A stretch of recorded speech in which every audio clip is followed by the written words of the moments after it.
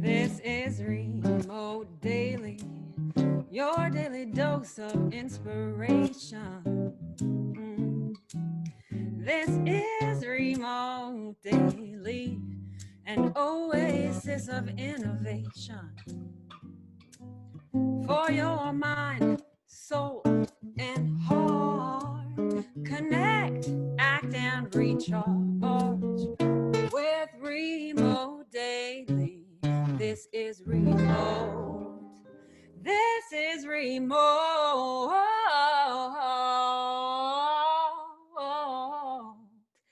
Daily.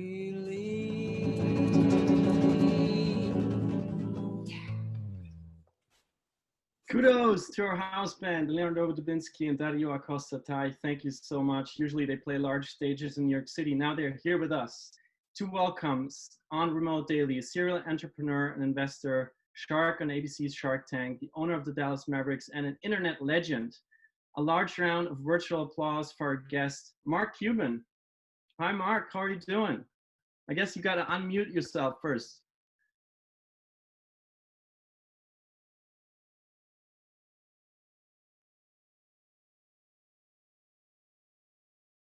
Myself. There we go. How's that? Great. How are you doing, Good. Mark? I'm great, Felix. Thanks for having me on. I love it. A house band and carpenters, and this is, a little yoga breathing. So I got like a double dose of my yoga today. So it's awesome. Thank you. Mark, our topic today is leadership in this moment we're going through in this crisis. So I want to start where you are at home. Your son Jake is 10, your daughters Alyssa and are 13 and 16, if I'm right. Yep. I learned that you played piano during lockdown, getting on their nerves. I also saw you show up on your daughter's TikTok dance videos. So yep. Please take us into the Cuban household for a moment. Behind those doors in your background, how do your leadership skills fly with 3 kids under lockdown? Totally different. Yeah, totally different.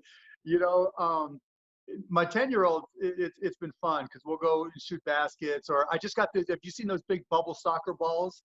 And so I decided I need to find something that would enforce social distancing in case they wanted friends to come over and let out a little bit of the aggression that they're all feeling right now, 6 weeks in.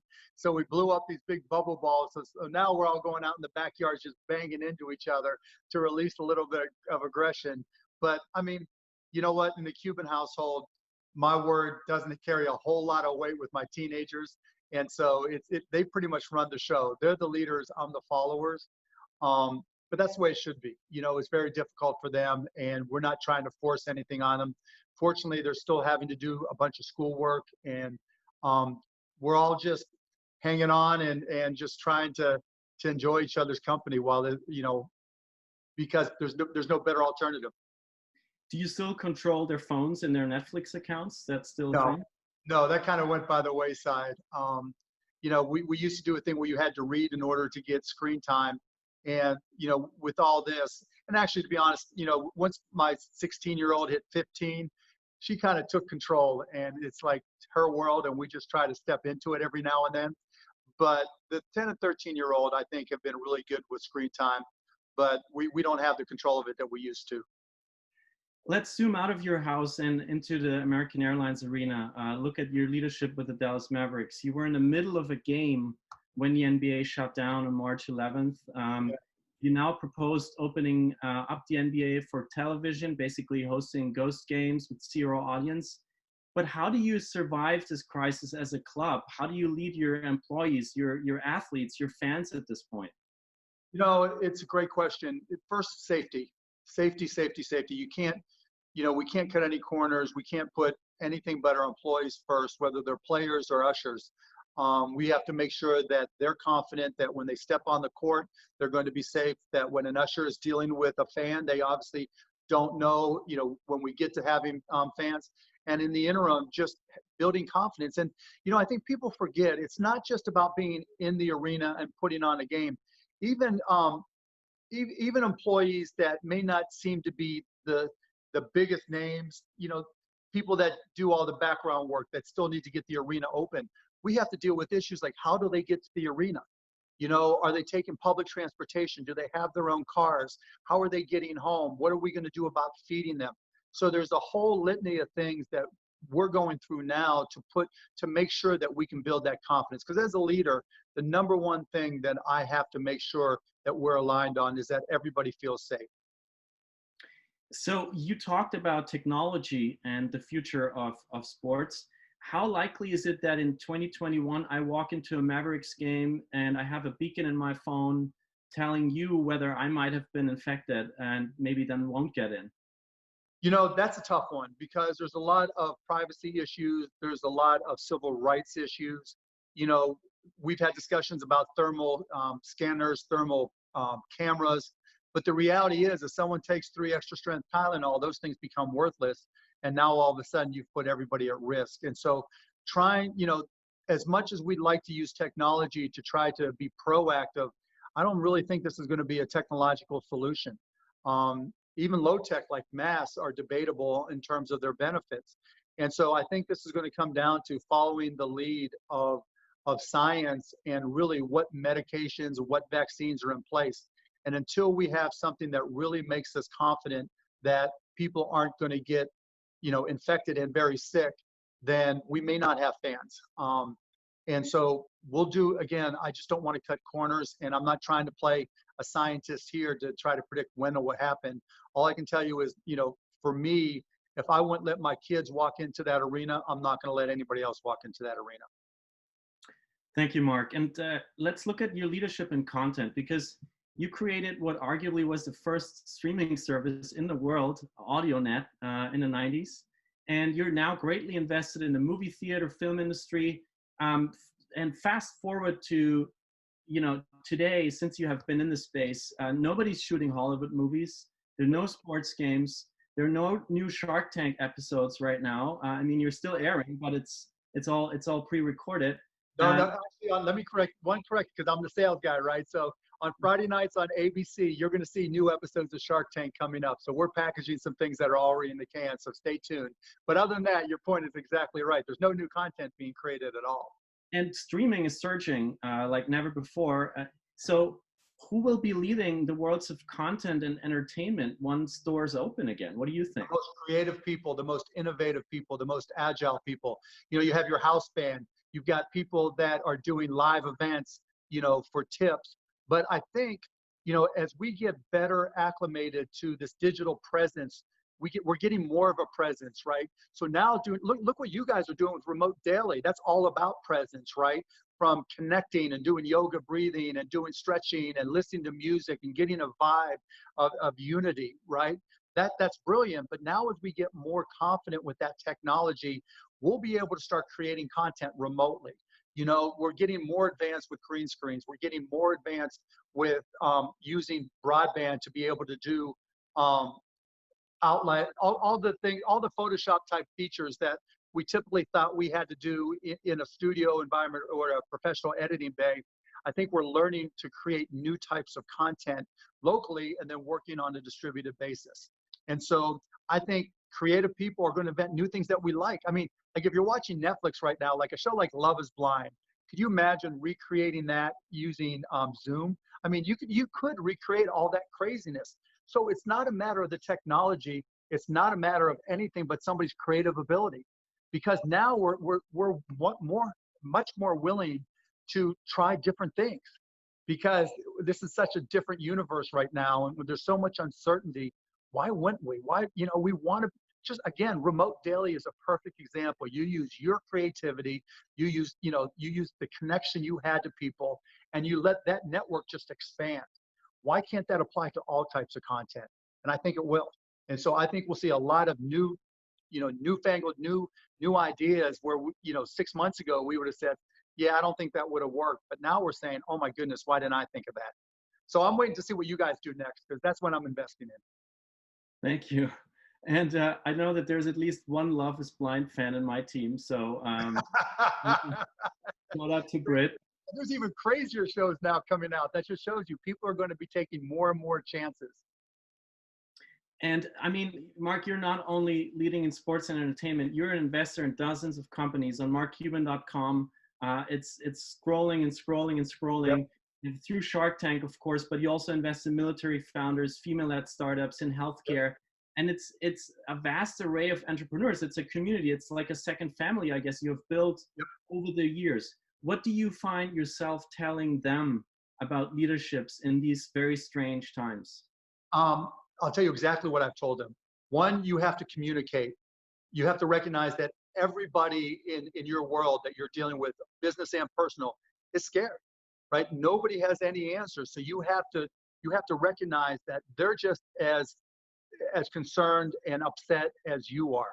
And so so communicate, and you have to be honest, you have to be authentic, and you have to also do a lot better job of listening, right? Historically, particularly in a business environment, it's go, go, go, go, go. You're going to make a mistake here and there, but you just keep on moving forward.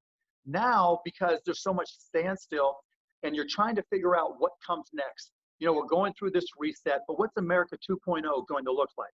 There's so many ways we want to improve it, but as an entrepreneur, I don't have a lock on the best ideas. I really think the best ideas are going to come from the people who are on the ground, the people who are communicating with customers, the people who are out there like this, you know, coming up with new ideas. When we look back in 10 years, there's going to be 25, 30, 50 world-class, game-changing companies that were created out of the pandemic of 2020. And chances are it's not going to come from the top down. It's going to come from the bottom up. So when you get a chance to talk to your stakeholders, whether it's a customer, whether it's an employee, whether it's a prospect, whether it's a vendor, ask them questions. What do you think? Right? And that's what I'm telling my companies to do, to listen. What ideas do you have? How would you like to see things work when we come out of this? What can we do better for employees? What are the concerns that you're facing? What vision do you have? Because, and the other message I try to get them to communicate to everybody they're associated with is when somebody has an idea, just to tell them, to say to themselves, why not me? Why can't my idea be the one that changes the world? Because it's going to come from somewhere we don't expect. And all of a sudden, whenever we're on the other side of this, there's just going to be some crazy, great, people have asked me, who do I think it's going to come from? It's going to come from someone who's broke, whose back's against the wall, who doesn't know where the next paycheck is coming from, who is just freaked out, who, and just says, you know what, screw it. I'm going for this. This is where it's going to happen. It starts as a side hustle and then grows into something incredible. And I think because when your back's against the wall and you got nothing to lose, Damon John, one of the guys on Shark Tank, calls it the power of broke. Then you just go for it. When I started my first company, I had just gotten fired. I was living 6 guys in a 3-bedroom apartment, eating mustard and ketchup sandwiches, not knowing where my next meal was coming from. I literally would just try to have $3 so I can go buy 1 beer and eat all the fried mushrooms in a bar. But that's where I had my best ideas. And so I think there's going to, by communicating authentically and honestly, there's going to be some great ideas. And if you just listen, you'll find them. You're exposed to so many ideas on a daily basis as a venture capitalist. And I would just ask you to reflect on your role as a VC in this moment. What do you think going forward? You just mentioned America 2.0. What do you think should VCs support in the future? I think all investors, whether you're an angel, seed, VC, whatever it may be, needs to look for game changers, right? I always, look to say, if someone comes to me with an idea, I don't want, them to say, I want the next Uber, I want the next math making company. I don't want somebody that's going to be, there are 100 of them, they want to be 101. I want an idea, like I mentioned earlier, where someone comes in and all of a sudden I say, why didn't I think of that? And where are those ideas for America 2.0? I don't know. And that's the most amazing part of all of this. Usually I've got a good feel. I can take, Steve Jobs once said, everything's a remix. You can look at what's been done and then just mix it up a little bit and get to the next thing. But now it's a clean slate, and the big companies don't have a big advantage because they're too slow and they're trying to protect their legacy businesses. Medium-sized companies, they're probably too slow and maybe, don't know where to go. But the small companies going for the side hustle, yeah, they're struggling in a lot of cases, but you get to run fast, and when you run with the elephants, there's the quick and the dead. And when the elephants don't know where to eat, you get to blaze right past them. And again, it's going to come from the craziest spots, but that's what I'm looking for, right? Find me a company. I don't want to hear about the next telehealth, the next telemedicine, the next Zoom, the next Skype. I want, again, something where it's just so out of left field that seems so crazy and so outrageous. Everybody thinks it's crazy, because those are always they're game-changing ideas. We have a question here in the chat from author Greg Larkin, who also was a speaker on Remote Daily. Does Mark think there's an industry like healthcare that hasn't been disrupted yet, that will be disrupted because of COVID-19? I mean, healthcare itself is a mess, right? I mean, right now, there's so many people, particularly those losing their jobs, that one day had corporate health insurance and now they have nothing. And on top of that, you've got the hospitals who are totally being disrupted. And so, you know, they made all their money doing cosmetic surgery or elective surgeries. And now that's, you know, it's not gone, but it's certainly put on hold. And so there's an opportunity to reinvent healthcare. And I think we need to. It's just the question of when, because it's going to be hard to get hospital CEOs, you know, to change who they are. And I don't know that there's something that short term just changes the game. You know, telehealth, telemedicine, precision medicine, we can go down a long list, but they're typically expensive and time consuming. So I don't have a specific idea, but I do know a lot has to change. So there's opportunity there. Let's look at leadership in your home state, Texas. As a New Yorker, it's kind of mesmerizing to see what your governor is doing, saying that many businesses will be allowed to reopen with limited capacity this Friday, May 1st. You have called this out as marketing and showmanship. So how would you suggest to open Texas back up? So, and I'd say this for every state, every city, what's worked, whether it's New York or Dallas, is restaurant delivery and pickup, right? You know, and so in New York, you can still order from, you know, a lot of different restaurants, and they'll drop it off and you can pick it up, or they'll deliver it depending. And that should be open to every single company, because we know it works. We haven't seen any significant problems from it. Now, in terms of retail, that's a whole different beast, because there's no protocols in place. You know, there's nobody that said, okay, I'm going to check my HVAC, my air conditioning, to make sure that my filters are good, so that if someone comes in who's sick with or without a mask, that they don't, you know, get other people sick. And so this isn't just about social distancing. I'll give you another example. You know, in order to eat in a restaurant, in Dallas, they said you can have 25% of your space open. Go figure, 25%, I think really, like I said, is just showmanship. So the governor can say he's letting retail open up, but you can't really make any money with just 25%. But let's just say, just generically, for a restaurant, you know, you take off your mask, someone leaves a mask there, you don't know if that person were sick. What are you going to do? Send somebody with a hazmat suit? You go into a store and you want to try on a t-shirt, you know, or whatever, a dress, and you decide you don't want to buy it, and you put it back on the rack. You can't have that happen. And so you have all these different things that haven't been thought through. That's on one side. And part two to that, just economically, just to try to open up a business is going to be very difficult when you can only open up 25%. And three, and this is where nobody is even saying a word, and it really pisses me off, is, again, getting to work. Like, if it's New York and you try to open up, then everybody's got to go back on the subway, right? In Dallas, people use mass transit. More people drive, but people use mass transit, you know, and getting on that bus, getting on that you know, rail system, that just makes things worse in terms of social distance. How are you going to social distance and allow people to get to work on time and then come back on time? Just so many things that people haven't considered, and in this rush to get open. And so hopefully New York will do a better job, and hopefully Texas, because it's so difficult economically to open up with just 25%, will find its way to the reality that, you know, we're going to do it on a safer basis. Now, opening up, you're part of the Opening Up the Country Council formed by the federal government. At least that's what news reports have been claiming. Is that true? Yes, it is. It's an adventure. Yeah, so we've had one call. I'm on the Sports Council for Opening Back Up the Country. The president was on the call, me and 22 other people, mostly commissioners for different professional sports, and a couple other owners like I am. And it was more cosmetic. It was, you know, but the call was cosmetic. But let me just say that, to give the administration credit, and I'm not typically one to do so, they assigned a liaison to me, and that person has talked to me almost every day, and every single thing that I sent them, they've responded to. And the administration hasn't used it all, but they're starting to. And I'll give you the perfect example.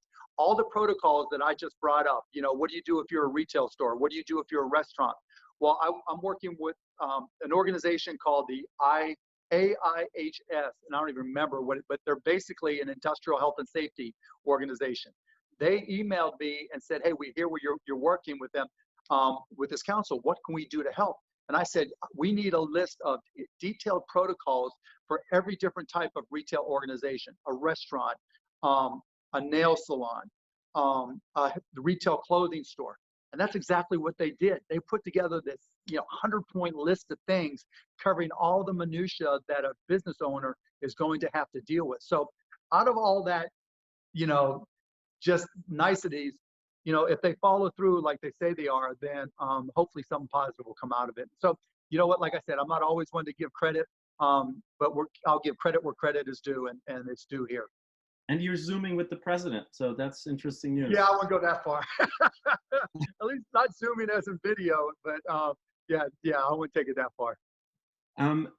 Many people we host here on Remote Daily, they feel angry, like you also said. They feel pissed, but they also feel sad. They feel confused about the state the country is in, and at least 26 million Americans have lost their jobs by now. So asking about your leadership advice for us as citizens and consumers, what do you suggest for us to do right now? How can we turn the situation into an opportunity? Get loud, right?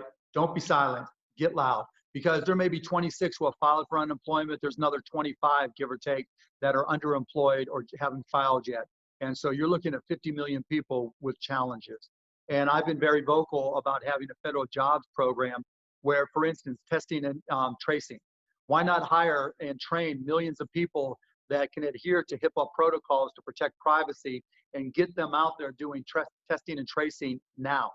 We're going to face even more problems with long-term health care for the elderly. We're going to face a shortage of facilities for long-term care. Why not train people to do that now? And you can find 20 other comparable jobs that the federal government can put in place, because we need people not just having an income, but being productive. This is something where we're all in this together, and we can contribute to getting society back on track and getting our economy back on track and taking some of that fear away from people. Now, I know there's others that are bigger fans of UBI. I happen to be somebody who thinks UBI is applicable for partners who are staying home to take care of children, for somebody who's staying home to take care of an elderly parent or anybody who's sick. That's a perfect application for UBI and from my perspective. But I think where we are now with the pandemic, where so much of the economy is shut down, it's nice. It'd be really nice to give somebody $1,000 a month to find themselves. But if our taxpayer money is going to go to something, my personal opinion, we need people contributing to society, because that productivity, you get a multiplier on that investment when people work. And I'm not saying people have to be forced to take these jobs. I'm not saying if you don't want to be a tester and tracer, you have to, but if you make those jobs available for people who want them, I think that productivity will really accelerate how we're able to rebuild the economy and get people back to feeling like themselves. There's a lot of interest here in our chat around the list of safety instructions for small businesses. So if there's any chance to make them available publicly, it would be amazing to hear from you about that. And yeah, I will. I'm actually getting permission from them as we speak. I emailed them this morning, and I have a blog, blogmaverick.com, that I don't post a lot to, but these are I will post these safety precautions to the blog so everybody can see them, and I'll tweet links and all that kind of stuff. And I'm Aaron Cuban on Twitter. Thank you. Now I have to ask you the big question, because when I first interviewed you at South by Southwest about 3 years ago, you said you wouldn't want to run for president because you wouldn't want to put your family through this. Yep. How has the virus changed your thoughts on that? Just so much, there's still a 95% chance I'm not going to run, right? But you just can't ever say never in this day and age. Particularly, you've got 2 elderly or older candidates right now that are susceptible to who knows what. And I'm certainly not suggesting anything, but just so much can change. And the other thing is, when we put together these candidates, we didn't have the virus in mind. There was no consideration for a pandemic, no matter what the office that they're running for. And so we're kind of in a catch-22 where we have candidates that we really didn't select because of their ability to lead us out of that.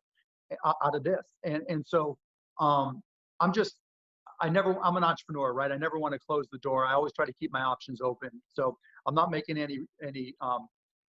I'm not making any announcements, and I'm not suggesting anything more than, crazier things have happened, as we know.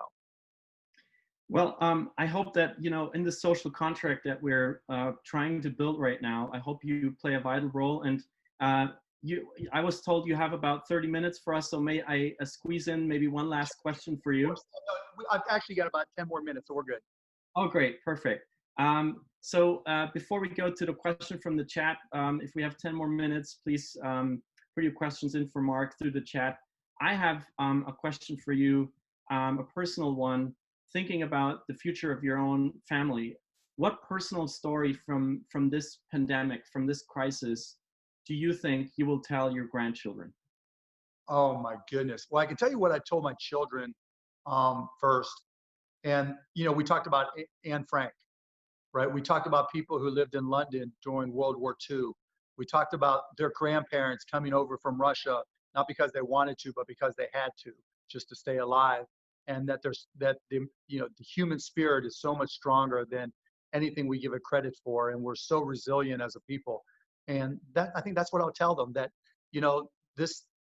this was an era, a period of time where we learned about the resilience of the world. And we learned about the agility of people to adapt and try to come up with turn something that's been awful into something positive. And, I do think when we get to the other side of this, we will be a more compassionate country and hopefully a more compassionate world. And I do think that, we've gone through a history of working from the top down and trying to trickle everything down. And we've seen that doesn't work. And now's the time for everybody to raise their voice. And I'm trying to do it as much as I can to say that not only will the best ideas start at the bottom, but the economic impact starts at the, and bottom's not the right word, but it has to be trickle up, right? We are a consumer driven economy. And the only way the economy is going to rebound is not by giving more money to people like me. That's not going to work. You can give me another dollar and it's not going to change where I invest. But when people who need the money, people who are working every day, people who get paid by the hour, when they have money to spend and they do spend it, that's where jobs are created. That's where companies are created. That's where new ideas are created. So everybody on this call has got to just say, you know what? I'm not going to vote for somebody who supports trickle-down economics. It's time to put a lot more of the strength in the hands of the people, because that's truly what's going to rebuild the economy. And I say that 100% as a capitalist, because for me, when you have consumerism, great businesses are born, right? And even if we're creating jobs, that's okay, because people in this country are productive, right? They're going to be contributing to society. And if we're paying them more than just a living wage, they'll consume. And when they consume, all us capitalists get to go to work. All the entrepreneurs get to create things, and new people become entrepreneurs and create amazing things. Thank you. Looking at the questions from our community here, a lot of the people that join us on Remote Daily are knowledge workers. So they have the privilege to be at home right now, safe and sound, and do their work from there. And there's been one question about a timeline. Do you think knowledge workers, like the consultants, the bankers of this world, should work from home as long as possible? Yeah, why not?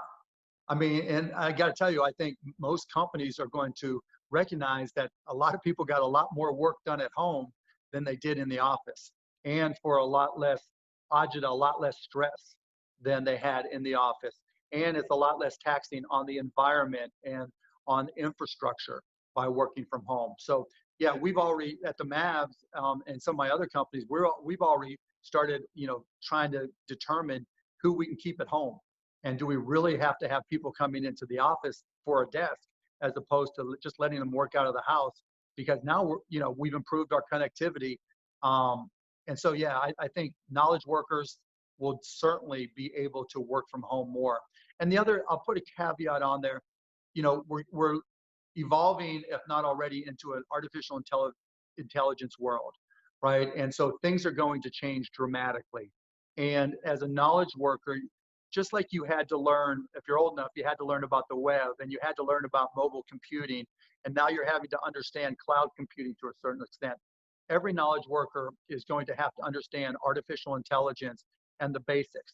And look, it's not a natural thing, but like I've gone online and done tutorials on AWS. I've taken Coursera classes, read books, because you got to keep up with this stuff because the world's going to change and you have to understand how it's going to impact you, particularly if you're a knowledge worker, because obviously data is the core of AI.